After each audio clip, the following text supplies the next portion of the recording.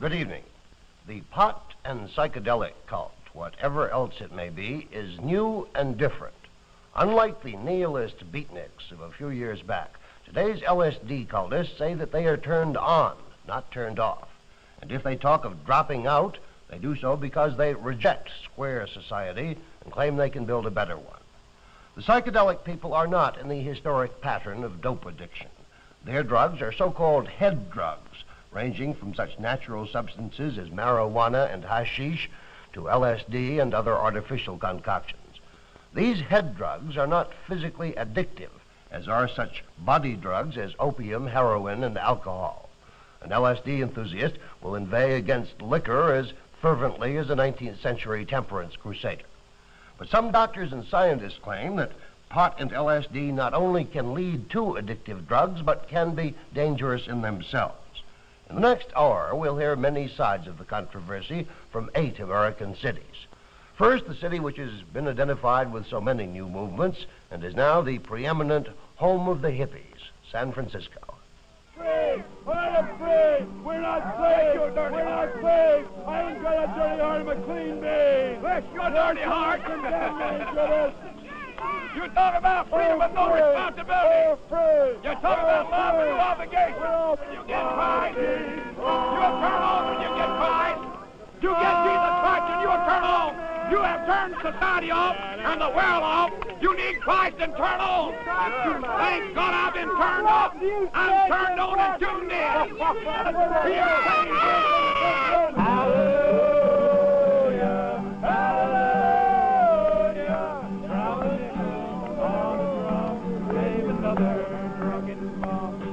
In California, marijuana arrests among juveniles were up 140% last year. 25,000 adults were arrested for taking illegal drugs. Despite stricter enforcement, more rigid laws, and more rigid attitudes on the part of the courts, the use of drugs in California is increasing, both on and off the campus. In the past 7 years, marijuana arrests have increased by 248%. Dangerous drug arrests, including LSD, are up 84%. Why? More people are using drugs: LSD, marijuana, tobacco, and alcohol.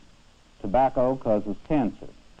Alcohol, taken to excess, damages the brain and kidneys. They are legal, marijuana and LSD are not. I am Mel Wax, KQED in San Francisco. Here in San Francisco and in nearby Berkeley, in fraternity and sorority houses, marijuana is used both by conforming students and by student rebels. It is used by hippies in the Haight-Ashbury district. It is smoked in cigarettes, pipes, Turkish hookahs. It is sprinkled on salads, used as seasoning in soup, and mixed in chocolate chip cookies, even in the imposing Victorian homes of Pacific Heights.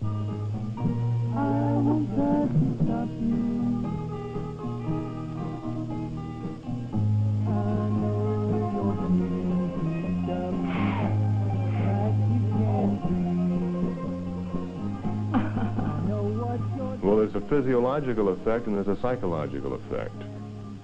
It seems to speed up their blood count. The pupil of the eye becomes dilated. The white of the eye becomes bloodshot. The person then becomes intoxicated. Their moods or their feelings are exaggerated. People that use marijuana have a tendency to be gregarious, and they do it in the company of each other.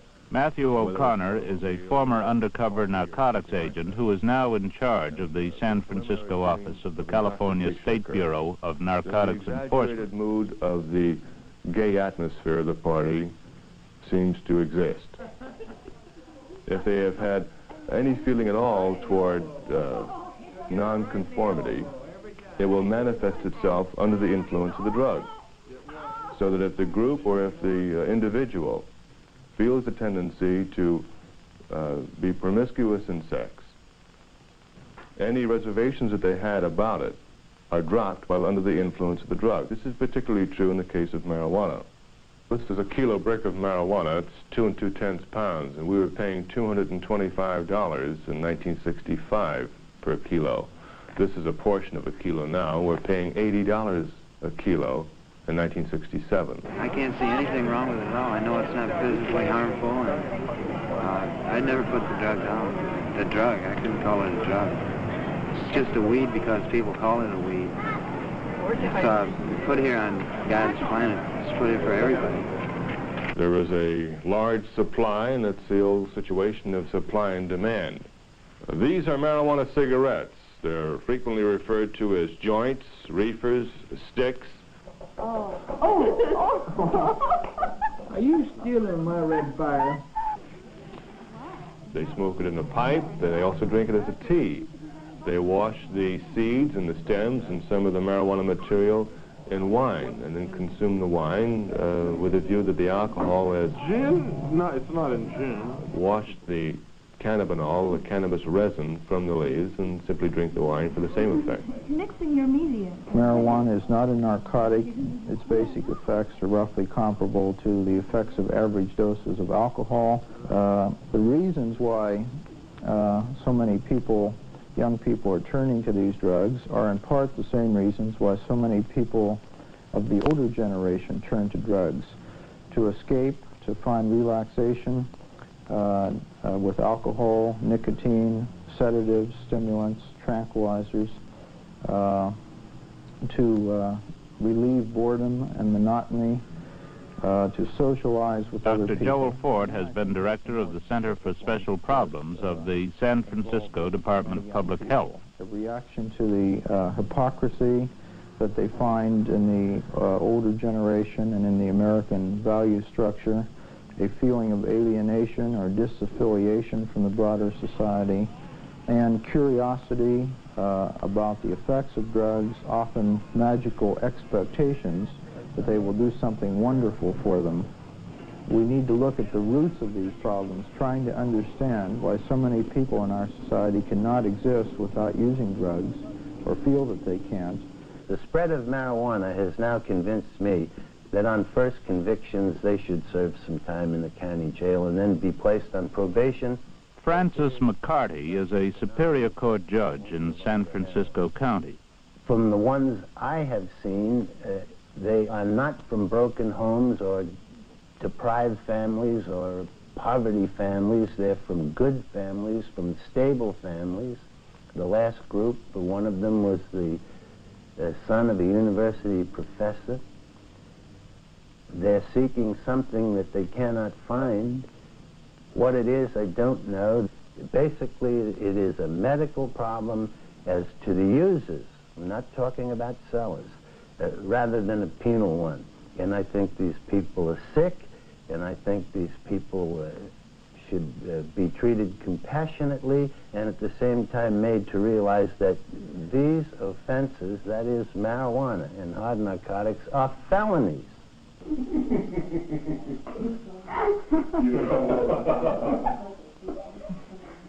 Forget those three.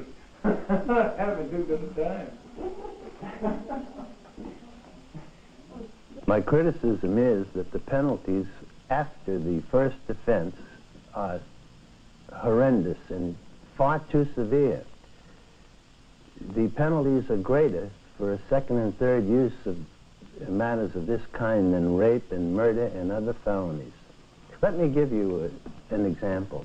It's possible, given 2 misdemeanor convictions of possession of a marijuana cigarette in the past when it was a misdemeanor, for a person for the possession of 1 codeine pill without a prescription to serve 15 years in the state prison. The adult authority cannot parole him, and the court cannot grant probation. Now, when you figure the average second-degree murderer serves 5 years and 9 months, it doesn't seem to be a proper thing. As far as our laws are concerned, I would think that we should do away with all penalties regarding marijuana. Jerome H. Skolnick is a sociologist of law who teaches at the University of California and does research at the Center for the Study of Law and Society. He is the author of Justice Without Trial. I think that one of the most serious problems in our criminal law is the attempt to control things that people do on a voluntary basis as a general matter, and this is especially true with respect to marijuana. as much of a failure as the attempt to control prohibition through to control the use of beverage alcohol through prohibition was. As far as our medical policy is concerned, I would say that the medical people in general, well, they vary, but let's take the best of them. They have tried to be objective. And their objectivity has, curiously enough, I think, led to a kind of falsification of the nature of marijuana use. They might describe the effects of marijuana use, for example, in such terms as adrenal activity or pulse rate or heart rate. Well, look at it this way. Suppose you had somebody who had never played a game of tennis, and he was asked what the effects of playing tennis were. Well, one way you could describe them is to say that after you play tennis, there's marked adrenal activity, there's a heightened pulse rate, there's facial flushing, there's sweating. Sometimes it's followed by dizziness and nausea, and sometimes even people die. That is to say, you could paint a horrible clinical portrait of a tennis game, which would not be false, you see, in the specific terms in which it's written, but it would be terribly misleading. And I think that much the same thing has been done with respect to the use of marijuana, for example. This is liquid LSD, lysergic acid diethylamide. It has rather a blue cast to it. This is placed in either sugar cubes or tablets or capsules. These were seized here locally in the Bay Area. Here is a piece of candy. We assume that the LSD was put in liquid solution and drops were placed on a portion of the candy so that an individual would have pieces of candy in his pocket or sugar tablets. And the LSD would only be on one side and not discernible to the cursory examination by anybody, including a police officer. There's a big difference between being inside and outside. Outside trips are sort of sufficient unto themselves. But when you're outside, I mean, you're sort of isolated on one hand, and you're part of something else which is altogether different. You're part of all the whole thing that's around you, particularly if you're someplace like up in the hills. And there was a heightened sense of color, sense of design, particularly design, picking up patterns in everything, picking up patterns in nature. Just the vaguest sense of being part of something that's a whole lot larger than one person or a whole body of people. It's beautiful. And I've taken them, and I've had nothing but beautiful things happen to me ever since. And I'm much happier now, and much freer, and I love everybody. Oh, it's been a beautiful experience the past year since I first tried LSD.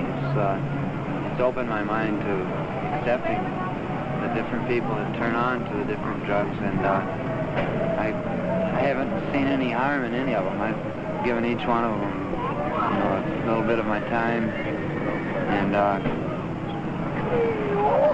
it's so easy to just love everybody. None of these mind-altering drugs has a uniform, consistent effect on people, whether you're talking about alcohol or LSD or marijuana.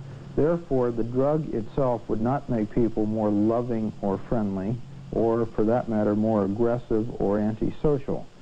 What happens is the drug interacts with the personality or character structure of the person taking the drug and the social setting or context in which it's taken.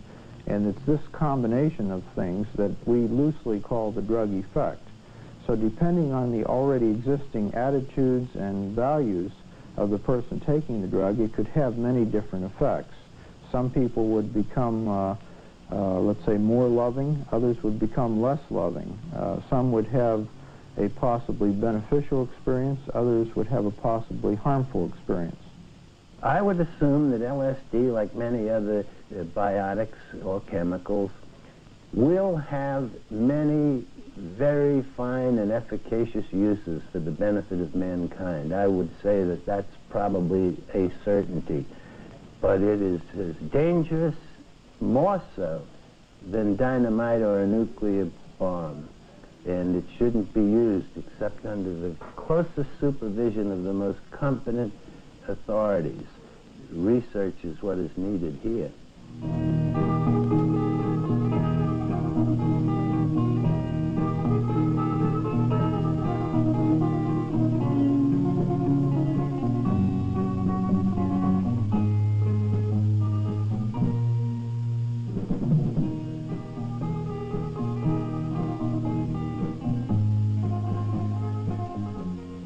Clearly, here as elsewhere, there is disagreement both on the dangers and possible benefits of marijuana, LSD, and other drugs. There is disagreement about how to cope with them, whether they are legal, medical, or social problems, or even whether they are problems.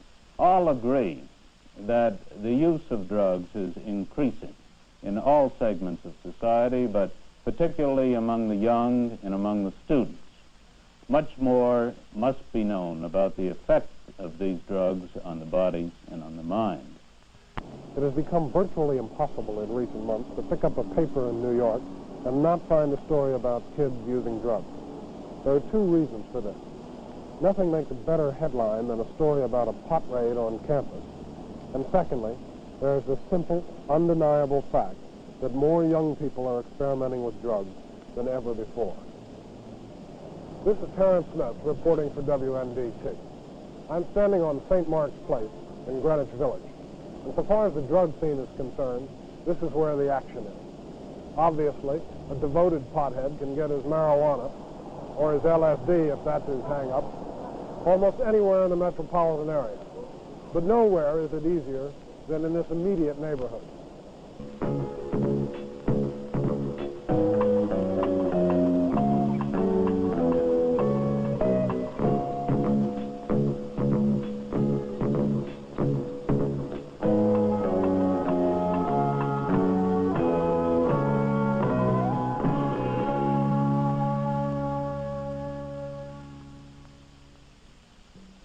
This is where much of the traffic in soft drugs, and by that I mean marijuana, hashish, pep pills, or the hallucinogens, originates. It's spread out from here throughout the greater New York area, and since its audience is predominantly young, it frequently finds its way to college campuses. As a result, the use of soft drugs has become a major cause of alarm among college officials. The police at two universities, Cornell and Fairleigh Dickinson, went so far as to plant spies among the students to rat on their switched-on classmates. In the minds of many, this was going too far. But few people question the fact that the use of soft drugs, including the potent LSD, has reached unprecedented proportions. A number of doctors in New York are looking into the physiological effects of LSD. Among them is Kurt Hirschhorn, a geneticist at Mount Sinai School of Medicine. The research derived from some findings by Dr. Maimon Cohen from the Department of Pediatrics at the State University of Buffalo, who is a geneticist there, who decided to add some LSD to cultures of human peripheral blood white cells, lymphocytes, which one can make divide in culture. When he added LSD in doses that are equivalent to those that float around in the blood after one takes a usual dose of LSD, he found that there was a high percentage of chromosome breaks and rearrangements. And what have you discovered so far?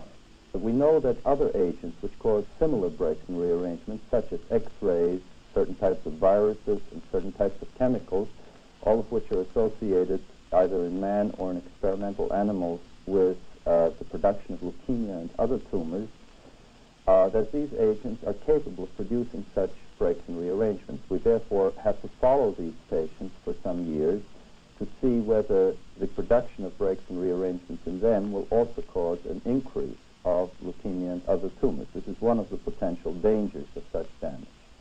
Another problem is that we do not know whether these same breaks and rearrangements occur in the cells of these patients which produce the sperm and the egg from which their future offspring will be formed.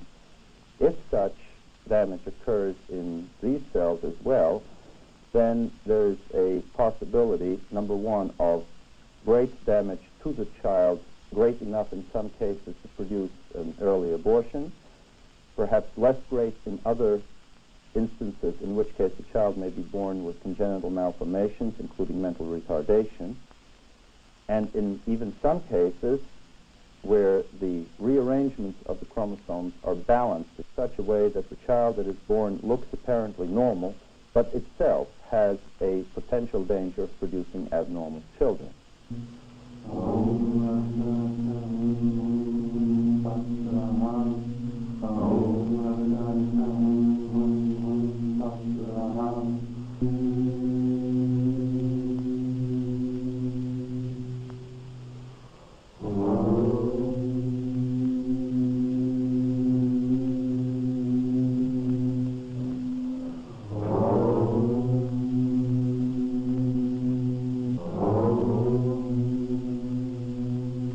This is Terrence Smith reporting for WNDT in New York. Drug cult. The movement has much in common with religion, and it has in Dr. Timothy Leary, a colorful and articulate evangelist. He was interviewed in Houston by Carl Brazel of station KUHT. Dr. Leary, how do you evaluate your influence on the increase in the use of hallucinogenic drugs by college students? Well, I want to make it clear that I didn't invent LSD. God made LSD, the evolutionary process. LSD has been used in its plant form for thousands of years. Nor have I been a pusher or a advocate of LSD. I've been in the position of a prophet who's been pointing out to his fellow man that this was going to happen. 7, 6, 5 years ago, several of us from Harvard went down to Washington. We told the FDA, hey, listen, there's going to be an LSD boom. It can't be stopped. It's going to be used. It's going to take over. You better be ready for it. Then I'm in the unfortunate position of Cassandra, who, when the hurricane occurs, is blamed for it. Far from telling people they should take LSD, my message to young people is, since you're going to take it anyway, be careful when you take it. Take it for the right reasons. Take it in a sense of seriousness, and take it well prepared. And don't take it unless you know what you're getting into. Do your feelings along these lines include other drugs as well as LSD? Marijuana, heroin, mescaline? Well, there are two types of drugs. There are the down drugs, the narcotic drugs that put you in a stupor, of which heroin, the opiate derivatives, and alcohol are the prime offenders, and of course the tranquilizers and barbiturates also take you down.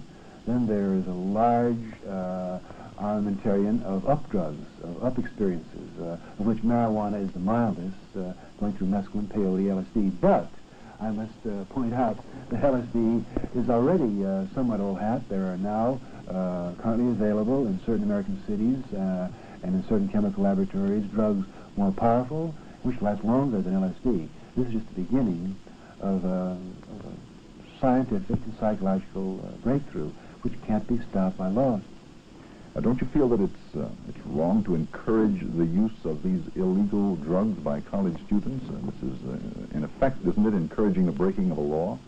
Well, I never tell anyone what to do with their body, because what we're talking about here is the first and last frontier of freedom, my body.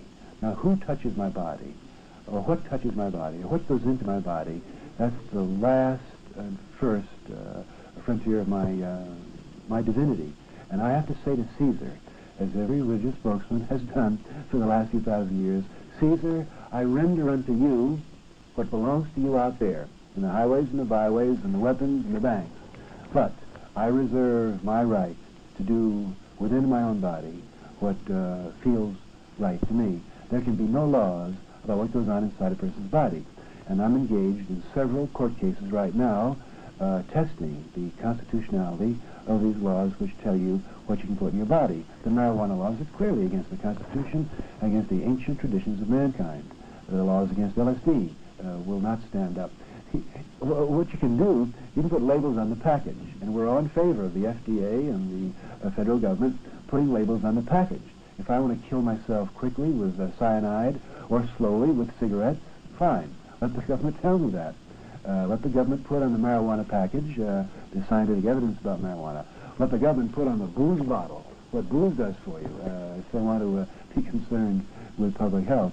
But they cannot pass laws and maintain laws which govern what people are going to do, particularly something pleasant and something revelatory and something educational like LSD. Why are 10 million Americans smoking marijuana today?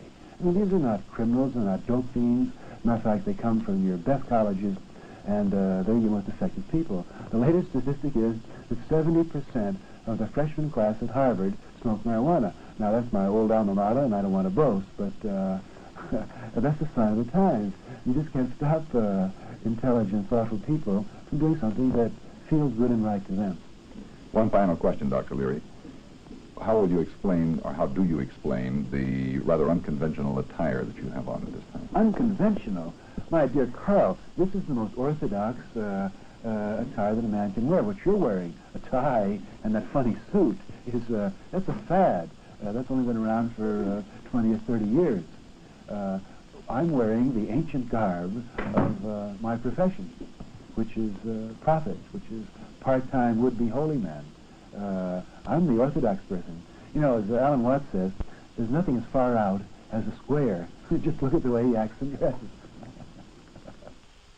In Washington, we talk with some of the people who administer and enforce the laws which Dr. Leary dislikes. These government officials say they are worried about the drug vogue. This is John Davenport of station WETA, Washington, D.C. In true bureaucratic fashion, the problem of drug abuse, as seen from here, is handled by two agencies, the Food and Drug Administration and the Federal Narcotics Bureau. The Narcotics Bureau enforces laws against possession of marijuana and the so-called hard drugs, such as heroin. The Food and Drug Administration concerns itself with LSD and the so-called dangerous drugs, such as pep pills and goofballs. Food and Drug implies that it has a more enlightened approach, concentrating on public education about drug abuse and enforcing the laws against the illegal supplier and manufacturer. FDA claims it's not out to make a criminal of the user. Its administrator is Dr. James Goddard, the first medical doctor to head that organization. Our job is to really do three things. First of all, we want to provide good information, an educational program. Secondly, we need to carry out research. Why do people wish to withdraw? Understanding that might give us a better basis upon which we could build a good educational activity. And third is the enforcement. And there, as I said, we are interested in seeking out the illegal sources of supply and bringing them to justice rather than the individual users. Patrick O'Carroll, veteran federal narcotics agent, says the stories on how the Federal Narcotics Bureau operates are sometimes untrue. Well, I think this is the most important aspect of any discussion on marijuana. There does seem to be a great amount of misinformation or inaccurate statements in regard to marijuana. And we in the Bureau of Narcotics, or we in the enforcement community, have been accused of telling horror stories about marijuana that are not true. Now, I think it's important to point out, because this is where the misinformation and where the inaccuracies begin, that there is nothing inherent in a marijuana cigarette that will cause a person to begin using heroin and injecting himself with the needle. It isn't the marijuana as such that causes this transition. At least this has never been documented. What does cause it is this involvement in the drug culture or the subculture of a person, and he begins with marijuana, which is quite easy to take and to smoke. It's something that he's done before. And once he becomes involved with this drug culture, his whole life changes. Our overall impression from this survey is one not so much of blacks and whites as of various shades of gray. It may be anomalous that marijuana, which is illegal, is less harmful than alcohol or tobacco, which are not illegal. The recent report of the President's Crime Commission is surprisingly open-minded on the subject. Even Dr. Leary would agree that LSD presents more serious problems. The pot smoker is a pleasure seeker, but the LSD user professes higher motives, ranging from the liberation of the individual to the salvation of the world. At the same time, a bad trip can be disastrous. Several recent studies now have tentatively linked LSD with genetic damage and leukemia. The whole subject is so new that research has scarcely begun. The psychedelic people claim that theirs is the real world, that the straight or square world is unreal. Be that as it may, and for better or for worse, the evidence is overwhelming that in terms of the number of people involved, especially young people, the psychedelic world is growing and growing rapidly. Good evening.